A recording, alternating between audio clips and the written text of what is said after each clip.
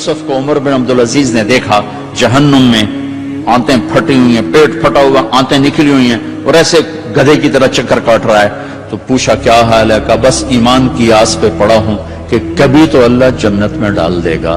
اگر ایمان پہ خاتمہ ہو جاتا ہے اور اعمال کا ذخیرہ نہیں ہے تو اللہ کا قانون ہے جہنم۔ مردہ جو بتائے نا خواب میں وہ صحیح ہوتا ہے۔ میرا ایک فرسٹ کزن، جیسے ذمہ داروں کے بچے ہوتے ہیں، ساری زندگی غفلت میں گزار دی، جوانی میں مر گیا، بس وہ نمازیں اس نے پڑھی جو کبھی میں کھینچ کے مسجد میں لے گیا، یا پھر عید کی 2 نمازیں، اس کے علاوہ مجھے یاد نہیں۔ تو میں نے خواب میں دیکھا، میں نے کہا کیا حال ہے؟ تو اس نے کہا آگ کے تندور میں ہوں، آگ کے تندور میں ہوں۔ اب میرا تو خون، میرا تو چاچے کا، تائے کا بیٹا، مجھے تو آگ لگ گئی۔ میں اس کے لیے پڑھنا شروع کیا، پھر حج کا انتظام کیا۔ تو حج کے بعد جب واپس آیا تو پھر مجھے نہیں خواب ہے، ایک اور ساتھی کو خواب آیا کہ طارق میاں سے کہو تمہارا تحفہ مجھے مل گیا، وہ جو میں نے حج کروایا اس کی طرف سے۔ تو اللہ تعالیٰ کا فضل ہے کہ اس نے یہ بھی رکھا اس امت کے لیے کہ مرنے والوں کے لیے ایصال ثواب کرتے رہو تو ان کی بخشش کے سامان بن جاتے ہیں۔ تو اگر ایمان ہے اور عمل نہیں ہے تو سیدھا جنت میں نہیں جائے گا، وایا ہو کر جائے گا۔ اور اعمال میں میرے عزیزو، میں نماز کی پہلے تھوڑی بات کی تھی، روزے گرمی میں میرا اور آپ کے صبر کا امتحان ہے، میرے آپ کے عشق کا امتحان ہے کہ ہم اللہ کے لیے کتنی بھوک برداشت کرتے ہیں اور اللہ کے لیے کتنی پیاس کو برداشت کرتے ہیں۔ ہمارا روزہ تو شام کو کھل جائے گا، لیکن میرے نبی کی اولاد نے 72 گھنٹے کا روزہ رکھا تھا اور پیاسے ہی ذبح ہو کے اللہ کے پاس چلے گئے تھے، اور قیامت تک کے آنے والے انسانوں کے لیے عذر کے دروازے بند کر دیے تھے کہ وہ تو رمضان بھی نہیں تھا، پانی سامنے تھا لیکن درندوں نے پانی روک دیا۔ حسینی قافلے کی بات کر رہا ہوں، اور چھوٹے 2 سال کے معصوم بچے سے لے کر حسین عالی مقام تک سارے گھر گھرانے نے 72 گھنٹے نہ پانی کا قطرہ نہ روٹی کا لقمہ، اور اسی بھوک پیاس میں اللہ کی بارگاہ میں حاضر ہو گئے اور امت کو پیغام دے گئے، عاشق ہوں میں عشق کماں میں دل رکھیں وانگ پہاڑوں ہو، سہ بدیاں ہزار علامیں کر جانے باغ بہاراں ہو، منصور جے چک سولی دیتے جڑے واقف کل اسراراں ہو، سجدیں سر چائیں نبا ہو توڑے کافر کہن ہزاراں ہو، عاشق سوئی حقیقی جڑا قتل معشوق دے مننے، سر نو جوڑے تے مکھ نہ موڑے پمیں 100 تلواراں کھنے، سچا عشق حسین علی دبا ہو سر دیتے تے راز نہ بھننے۔ یہ پیغام دے کر گئے۔ ابھی ہمارا چھوٹا سا ٹیسٹ ہوگا، صبح سے شام تک 13, 14, 15 گھنٹے کا روزہ ہوگا، اللہ دیکھے گا میرے لیے کتنا کو برداشت کرتا۔ تو اللہ نے ہمیں اپنی بخشش اپنے خزانوں سے دلانے کے لیے نماز دی، روزہ دیا، زکوٰۃ دی، حج کے اعمال دیے۔ حج زندگی میں 1 دفعہ، زکوٰۃ سال میں 1 دفعہ، روزہ سال میں 1 مہینہ، اور نماز دن میں 5 دفعہ، دن میں 5 دفعہ۔ اور آپ نے فرمایا کہ میری آنکھوں کی ٹھنڈک نماز ہے، اور اللہ نے آسمان پہ بلا کے 50 نمازیں دی، 50۔ اللہ کو پتا ہے 5 دینی ہے، اللہ کو پتا ہے انہیں 5 نہیں پڑھنی ہے، 50 کی تو پڑھنی ہے، ٹھیک ہے، نہیں اللہ 50 دے رہا ہے۔ اور میرے نبی کا مقام رضا ہے، تسلیم ہے۔ میرے نبی نے نہیں عرض کی یا اللہ اب یہ 50 کیسے پڑھیں گے؟ کہ ٹھیک ہے میرے رب میں راضی ہوں، واپسی ہوگی۔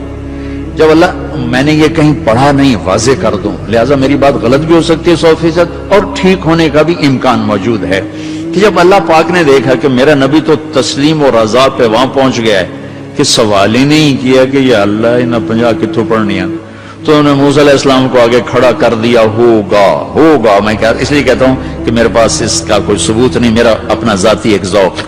آگے چھٹے آسمان پہ موسیٰ علیہ السلام کھڑے تھے، یا رسول اللہ ملاقات کیسی رہی؟ کہ بڑی اعلیٰ۔ کیا ہوا؟ کہ 50 نمازیں۔ ان کو تو کیا پڑھنی ہی لے، واپس جاؤ تھوڑیاں کراؤ۔ اب یہ چھٹے آسمان، یہ 7واں، یہ سدرۃ المنتہا، یہ فاصلے کوئی نہیں جانتا اللہ کے سوا، بے شمار ہیں، لیکن یوں طے ہو رہے تھے، لیکن فاصلہ تو ہے۔ واپس گئے تو اللہ نے 5 گھٹا دی، 45 نہیں گھٹائیں۔ اچھا بھائی میرے حبیب 5 کم کر دیتے ہیں، آنا جانا 9 دفعہ واپس بھیجا، 9 5 45۔ واپس جائیں یا رسول اللہ، واپس جائیں یا رسول اللہ، واپس جائیں یا رسول اللہ، اور ہر دفعہ 5 5 5 5 پہلے 5 کیوں نہیں دی، اور واپس گئے تھے تو 45 کیوں کم نہیں کی؟ ہر دفعہ بلا رہے ہیں بھیج رہے ہیں، بلا رہے ہیں بھیج رہے ہیں، اچھا 5 5 5 5 صرف آپ کو نماز کی اہمیت بتانے کے لیے کہ کتنا عظیم عمل ہے۔ جب 5 رہ گئیں اور موسیٰ علیہ السلام پھر کھلوتے، جی اب کیا ہوا؟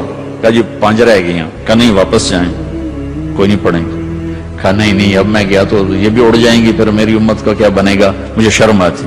کہا یا رسول اللہ ایک بات بتاؤں، کیا؟ میری امت پہ 2 نمازیں فرض تھی، بنی اسرائیل 2 نمازیں تھیں، فجر کی 2 رکعت اور عصر کی 2 رکعت، باجماعت نہیں، انفرادی، رکوع کوئی نہیں، قیام سجدہ، تلاوت کوئی نہیں، تسبیح۔ قرآن میں آتا ہے ورکعی مع الراکعین، حضرت مریم کو وہ ورکعی سے مراد رکوع نہیں، جھکنا مراد ہے کہ جھکو اللہ پاک کے سامنے۔ رکوع ہمیں ملا، نماز میں تلاوت ہمیں ملی، اللہ اکبر ہمیں ملا، کسی امت کو اللہ اکبر نہیں ملا، کسی امت کو رکوع نہیں ملا، کسی امت کو تلاوت نہیں ملی، وہ اپنی کتاب کے حافظ نہیں ہوتے تھے، ہم اپنی کتاب کے حافظ ہوتے ہیں۔ ہمارا بچے سے لے کر بوڑھا، مرد سے لے کر عورت جو یاد کرنا چاہے، میرا شاگرد میرے یہاں مدرسہ میں اس نے 29 دن میں قرآن یاد کیا، صبح سے پارہ یاد کرتا تھا اور رات کو تراویح میں سناتا تھا۔ وہ چھٹیاں ہو گئی، لڑکے چلے گئے، وہ امریکہ سے تھا تو وہ اس کا تو واپس جانے کا تھا نہیں، اور رمضان آ گیا، حافظ کا انتظام نہیں ہو سکا تو انہوں نے کہا جی میں سناؤں گا۔ وہ فجر سے مغرب تک 1 پارہ یاد کرتا اور عشاء میں تراویح میں سنا دیتا تھا، تو 29 دن میں اس نے پورا قرآن سنا دیا۔ تو اللہ نے ہمارے لیے قرآن ایسا آسان، ابھی وہ امریکہ میں ماشاءاللہ مدرسہ، پہلی امت ہے اپنی کتاب کی حافظ نہیں ہوتی تھی، یہ امت قرآن کی حافظ۔ حضرت عثمان رضی اللہ تعالیٰ عنہ حرم شریف میں داخل ہوئے اور اللہ اکبر کر کے نماز کی نیت باندھی اور سورہ بقرہ شروع کی۔ عبد الرحمن تیمی پاس بیٹھے تھے، وہ کہنے لگے بھلا دیکھو رکوع کہاں کرتے ہیں، تو بقرہ سے جو چلے الف لام میم ذالک الکتاب تو والناس پہ جا کے رکوع کیا، 1 رکعت میں سارا قرآن پڑھتے۔ یہ میرے رب نے ہمیں نماز کا حسن دیا ہے، نماز کی خوبصورتی دی ہے۔ ابو ریحانہ ایک سفر سے واپس آئے تو ان کی بیگم ان کے انتظار میں، اس زمانے میں نہ کوئی موبائل نہ ٹیلی فون، تو انتظار ہوتا تھا، جب رات کو بیٹھنے لگے تو کہنے لگے 2 نفل پڑھ لوں پھر بیٹھیں گے، ان کہاں پڑھ لو، اللہ اکبر۔ جو شروع ہوئے چلتے چلتے چلتے چلتے فجر کی اذان پہ جا کے 2 نفل ختم ہوئے، تو کہنے لگے ابو ریحانہ اما لنا من کا نصیب، میرا کوئی حق نہیں تھا؟ کہنے لگے مجھے معاف کرنا، میں بالکل بھول گیا، مجھے یاد ہی نہیں رہا۔ کہنے لگے اللہ کے بندے، 1 کمرے میں بیٹھے ہوئے اور تم سفر سے واپس آئے ہو، انہوں نے کہا میں بھول گیا، سانو تو نمازیں تنگ کی رکھ دی، نیچے نماز دے یاد آ رہی، اور 1 کمرے میں تمہیں یاد کیسے نہیں آئی؟